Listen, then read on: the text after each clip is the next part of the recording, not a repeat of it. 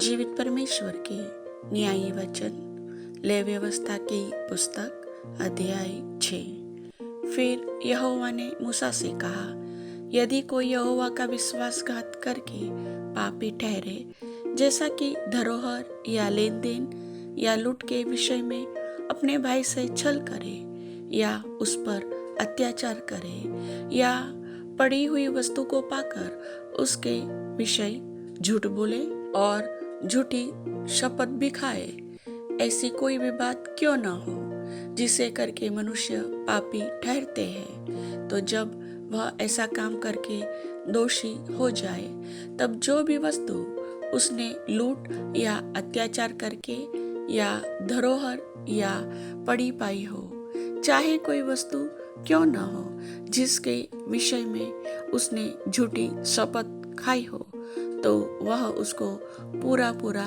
लौटा दे और 5वां भाग भी बढ़ाकर भर दे। जिस दिन यह मालूम हो कि वह दोषी है, उसी दिन वह उस वस्तु को उसके स्वामी को लौटा दे और वह यहोवा के सम्मुख अपना दोष बलि भी ले आए, अर्थात एक निर्दोष मेढ़ा दोष बलि के लिए याजक के पास ले आए। वह उतने ही दाम का हो जितना याजक ठहराए।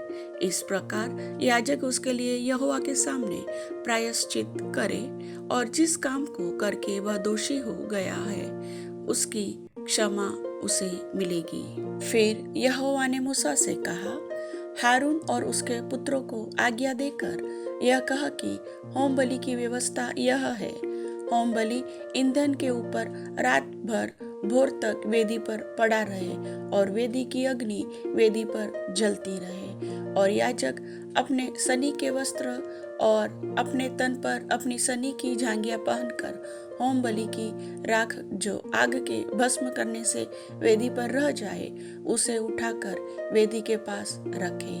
तब वह अपने ये वस्त्र उतारकर दूसरे वस्त्र पहनकर राख को छावनी से बाहर किसी शुद्ध स्थान पर ले जाए।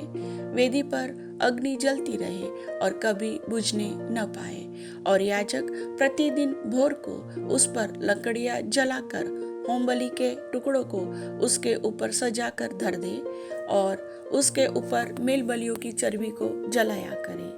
वेदी पर आग लगातार जलती रहे, वह कभी बुझने न पाए।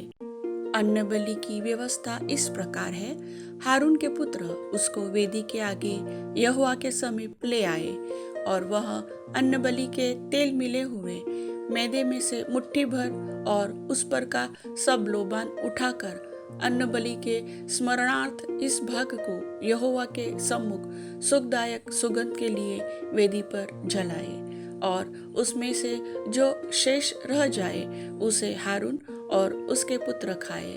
वह बिना खमीर पवित्र स्थान में खाया जाए, अर्थात वे मिलाप वाले तंबू के आंगन में उसे खाए। वह खमीर के साथ पकाया न जाए, क्योंकि मैंने अपने हव्य में से उसको उनका निज भाग होने के लिए उन्हें दिया है। इसलिए जैसा पाप बलि और दोष बलि परम पवित्र है, वैसा ही वह भी है। तुम्हारी पीढ़ी पीढ़ी में हारून के वंश के सब पुरुष उसमें से खा सकते हैं। यहोवा के हवनों में से यह उनका भाग सदैव बना रहेगा।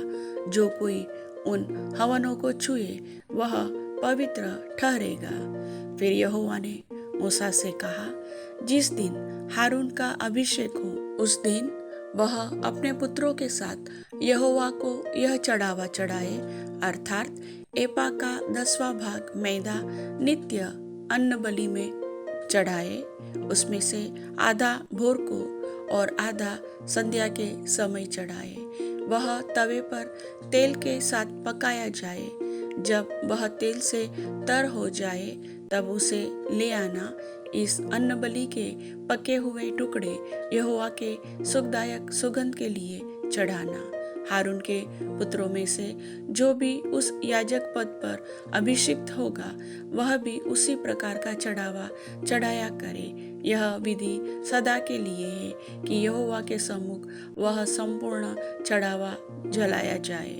याजक के संपूर्ण अन्न बलि भी सब जलाए जाए, वह कभी न खाया जाए। फिर यहोवा ने मूसा से कहा, हारून और उसके पुत्रों से यह कह कि पाप बलि की व्यवस्था यह है, जिस स्थान में होम बलि पशु वध किया जाता है उसी में पाप बलि पशु भी यहोवा के सम्मुख बलि किया जाए, वह परम पवित्र है।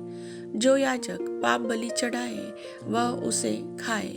वह पवित्र स्थान में अर्थात मिलाप वाले तंबू के आंगन में खाया जाए। जो कुछ उसके मांस से छू जाए वह पवित्र ठहरेगा, और यदि उसके लहू के छींटे किसी वस्त्र पर पड़ जाए तो उसे किसी पवित्र स्थान में धो देना, और वह मिट्टी का पात्र जिसमें वह पकाया गया हो तोड़ दिया जाए।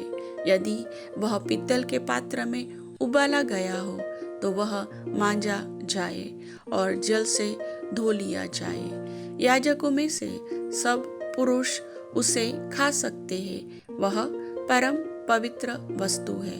पर जिस पाप बलि पशु के लहू में से कुछ भी लहू मिलाप वाले तंबू के भीतर पवित्र स्थान में प्रायश्चित करने को पहुंचाया जाए, उसका मांस कभी न खाया जाए, वह आग में जला दिया जाए। प्रभु वचन के सुनने वाले सभी भाई बहनों को आशीष दे। आमीन।